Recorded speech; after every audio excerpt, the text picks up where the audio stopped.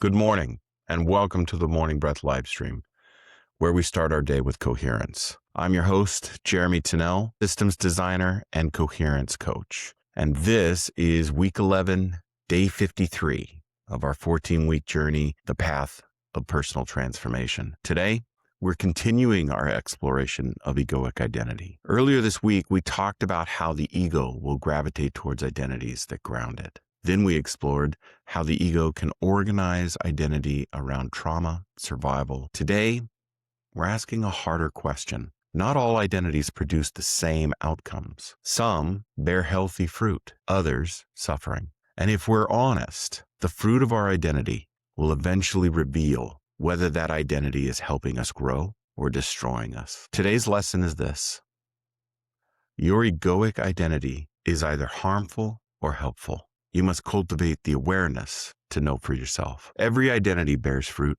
Every identity produces outcomes. The question is, what is your identity producing? Peace, discipline, relationships, purpose, service? Do you experience healing and stability in your life? Or do you live with chaos and isolation? Do you experience a constant bitterness? Are you suffering from some form of addiction? Is life constantly in conflict? Do you feel like you're living with chronic suffering, existential exhaustion?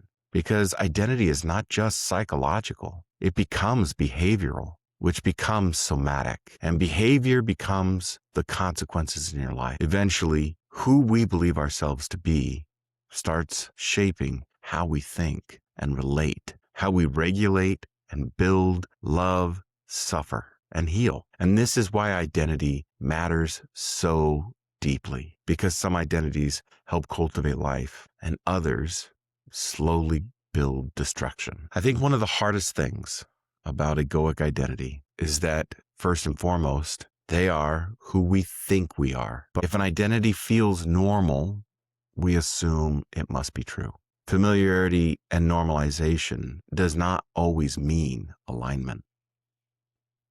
Some people become deeply identified with victimhood, not because the pain wasn't real, but because the ego found grounding there. Others become identified with superiority, always needing to be the smartest person in the room, the most aware, the most evolved, or successful. Some identify with overconfidence, never questioning themselves or slowing down, never self-reflecting deeply enough to realize they are disconnected from reality. And all of these identities eventually bear fruit. The victim identity often produces helplessness and resentment, powerlessness and isolation. The superiority identity produces disconnection and arrogance and an inability to receive truth. The overconfident identity will produce instability and broken relationships, blind spots, and collapse. Acknowledging this is not judgment, it's observation, because every identity creates a trajectory, and eventually the trajectory becomes visible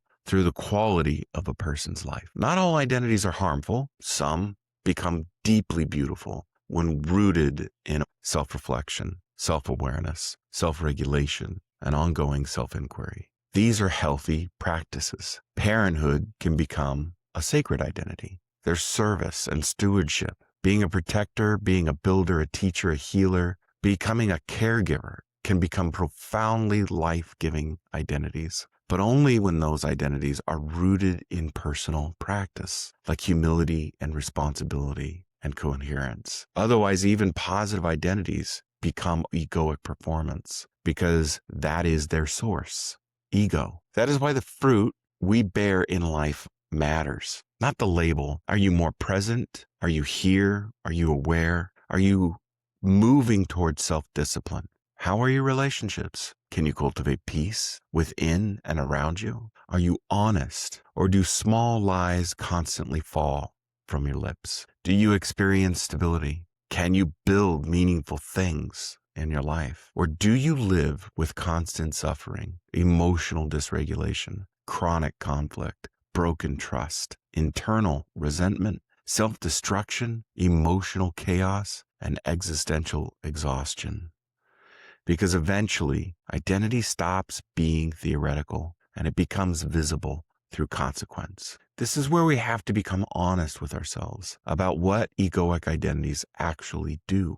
The ego loves identities that remove responsibility. It builds identities that justify behavior. It gravitates towards identities that explain why growth shouldn't be required. This is just who I am.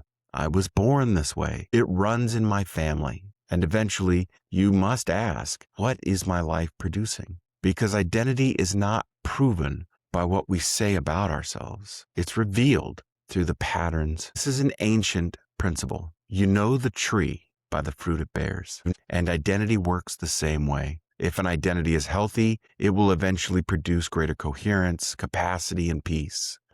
Not perfection, but movement towards life and integration, towards groundedness and responsibility. Through alignment, healthy identity helps us care for others and build meaningful things. It repairs relationships and it holds boundaries without hatred or bias, face difficulties without collapse, and remain connected to purpose. But harmful egoic identity bears different fruit. It produces constant instability and chronic resentment, internal and external reactivity, and self-destruction through victim loops, and disconnection. The body carries that burden too, because chronic dysregulation eventually becomes psychological. The nervous system remains activated. Stress chemistry becomes normalized. The body loses coherence. Your sleep degrades, inflammation increases, and illness can emerge. The system begins organizing around survival instead of life. People wonder why they're exhausted, sick, isolated, disconnected, hopeless. The deeper question is, what identity is my ego organized around my life? And what fruit is it producing? From a systems perspective, identity becomes a central organizing principle. The identity shapes perception and behavior, relationships and habits, emotional responses, and especially nervous system patterns. And then those patterns reinforce the identity. This creates a reinforcing feedback loop because the system keeps producing evidence that supports it.